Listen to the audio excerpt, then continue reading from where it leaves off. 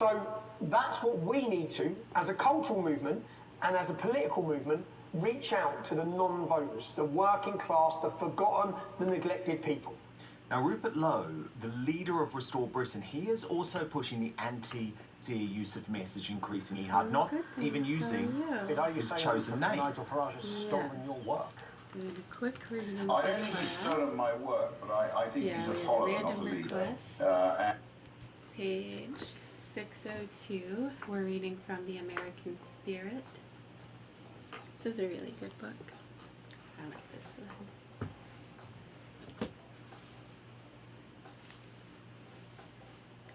The Sordid Little War.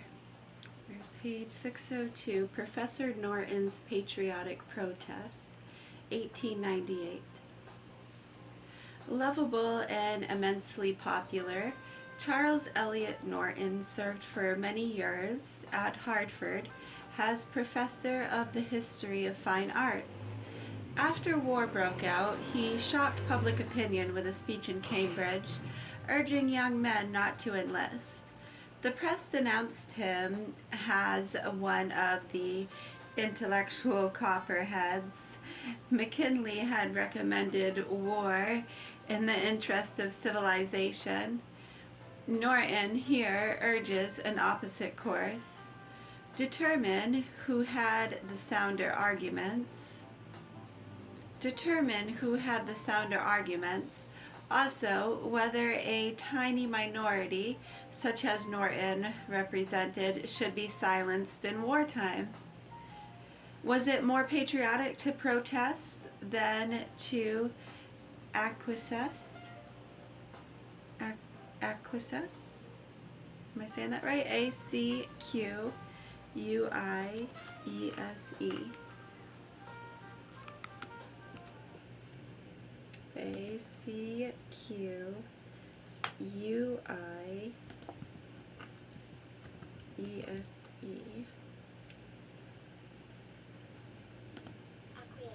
ACQUIESE.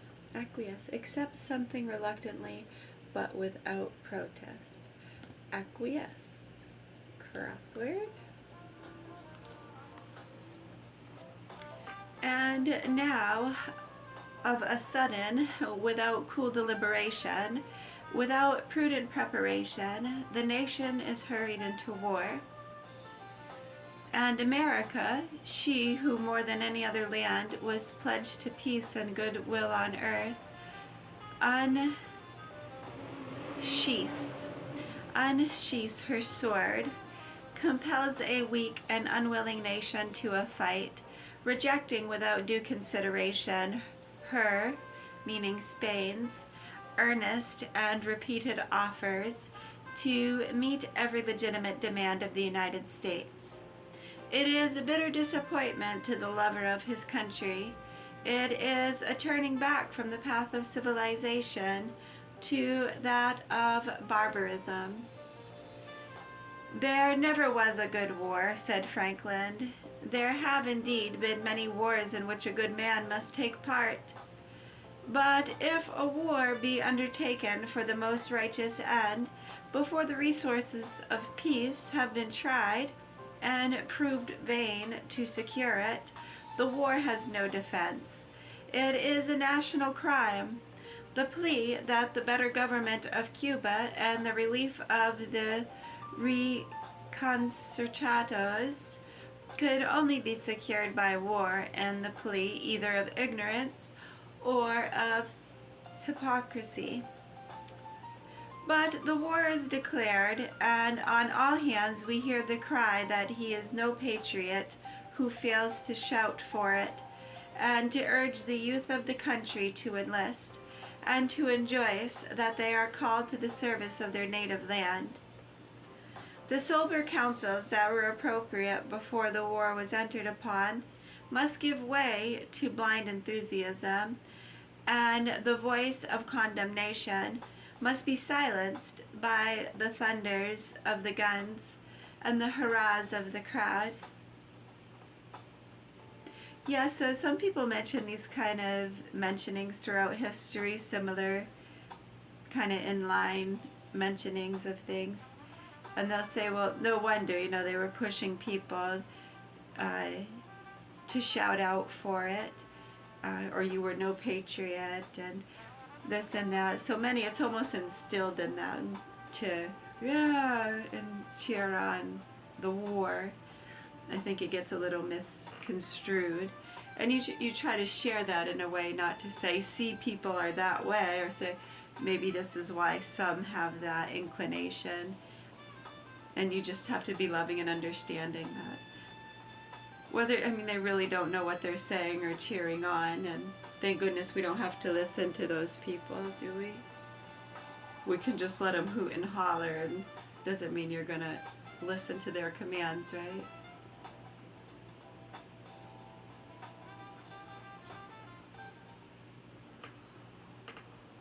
Or adhere to their expectations, which are very violent and can be horrific in some cases.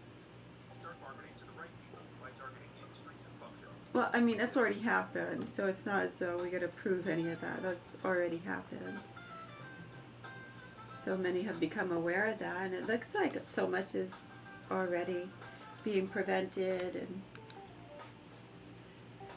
yeah, exactly. Thank you. You're welcome.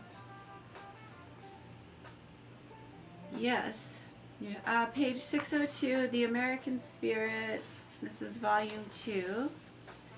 United States history has seen by contemporaries, selected and edited with introductions and commentary by Thomas A. Bailey, Brine Professor of American History, Stanford University, D.C. Heath and Company, Boston. Library of Congress, catalog card number 63-9701. Copyright 1963. Printed in March of 1967, this edition. Welcome. Stop! A declaration of war does not change the moral law. The 10 Commandments will not budge. Add a joint resolve of Congress. No, the voice of protest, of warning, of appeal is never more needed than when the clamor of fife and drum, echoed by the press and too often by the pulpit, is bidding all men fall in and keep step and obey in silence the tyrannous word of command. Tyrannous. Then, more than ever, it is the duty of the good citizen not to be silent, and spite of obliquity, misrepresentations, and abuse, to insist on being heard, and with sober counsel, to maintain the everlasting validity of the principles of the moral law. And then it goes into the sordid little war. Rough times for Rough Riders. Senator Henry Cabot Lodge, 1898. Theodore Roosevelt. There's a little map here.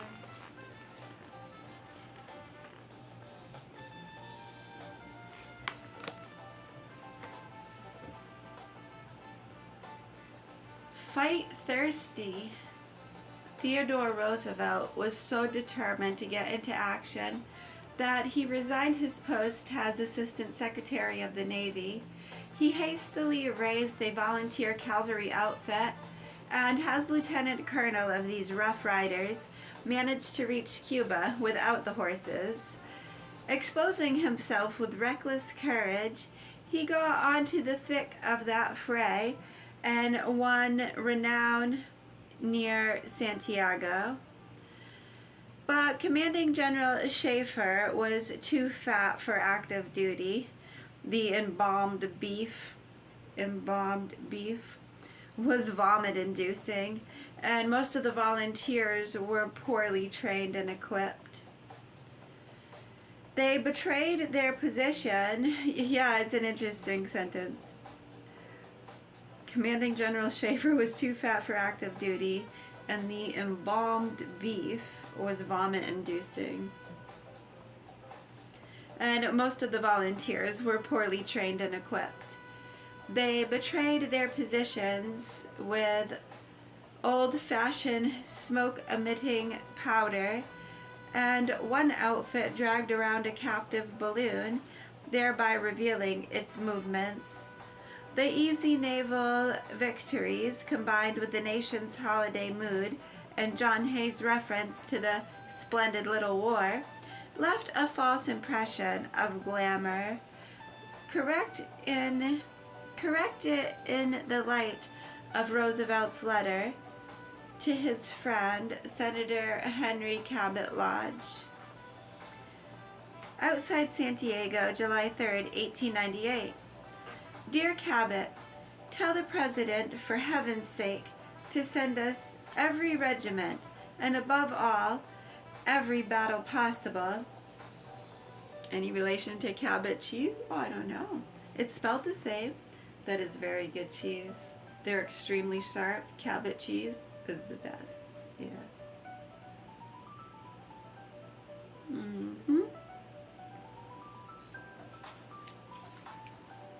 We have won so far at a heavy cost, but the Spaniards fight very hard, and charging these entrenchments against modern rifles is terrible. We are within measurable distance of a terrible military disaster. We must have help. Thousands of men, batteries, and food and ammunition. The other volunteers are at a hideous disadvantage owing to their not having smokeless powder. Our general, Schaefer, is poor. He is too unwieldy to get to the front. I command my regiment, I think I may say, with honor. We lost a quarter of our own men. For 3 days I have been at the extreme front of the firing line. How I have escaped, I know not. I have not a blanket or a coat. I have not taken off my shoes even. I sleep in the drenching rain and drink putrid water. Best love to Nanny. That ends that section. The next one is the Mutinous Round Robin, 1898. Yeah, right, that's a good one. Do that one for history class. Thank you. You're welcome.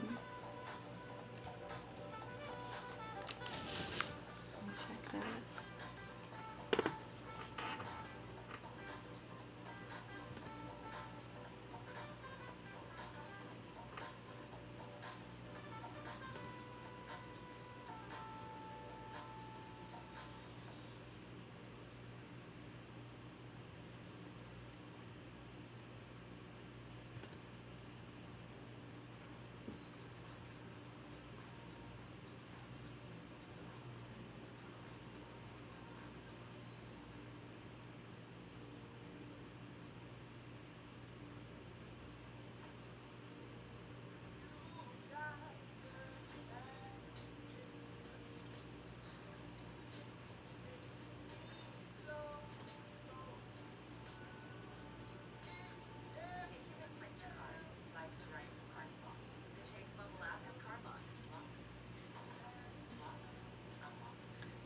Yes, I was reading that. They can only be removed for cause, which means a good reason.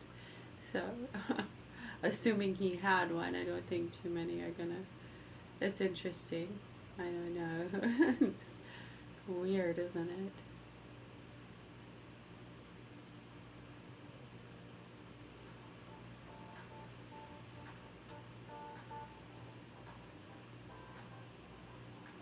Well, it'd be, I mean, at least interesting to hear the implications as opposed to just someone feeling it's whatever personal, or if it's legal or not legal or rights. Like, what are the implications? Like, what motives do you believe they would have? What things are you doing or not doing that you think they disagree with for whatever reason they removed them. I have no idea. It seems like common sense kind of questions to ask, and not too many seem to address that. Oh no. Oh my goodness. 8-year-old little girl was killed, got hit by an ambulance. Oh my gosh, in northern Maine, up in Van Buren, jeez. Oh gosh, she was trying to cross Main Street. Paramedics tried to save her around 4 p.m. yesterday. Oh, that's awful. Isn't that ironic? Yeah, jeez.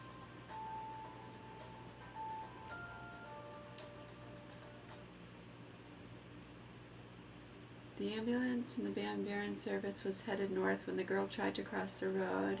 Driver of the ambulance was not able to stop or avoid the child.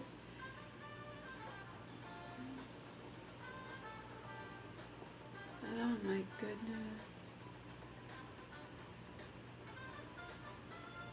They were not responding to a call. They were not speeding. It's just a accident. Oh my gosh, that's awful.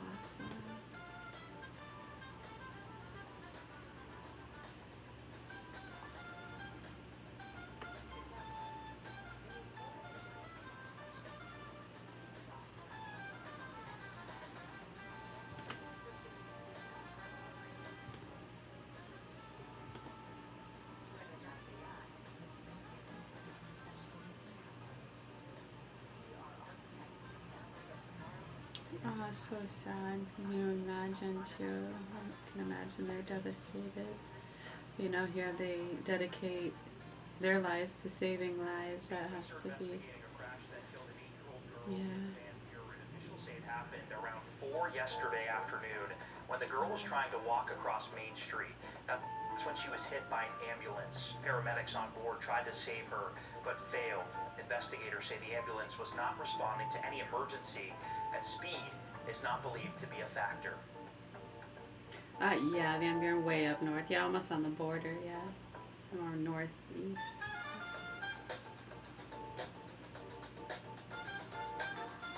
Oh, goodness.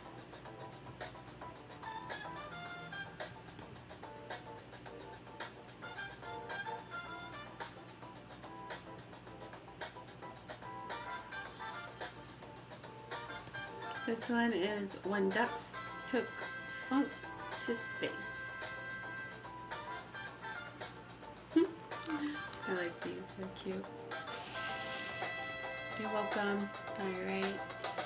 Yeah, we're going to keep it under 20 minutes there. Is that a JetBlue card? You're When you buy welcome. me with your card, you can earn Thank points you. on all Thank you so all much. with no annual fee. Okay. Muchos gracias. Thank you. You're welcome. Thank you, thank you.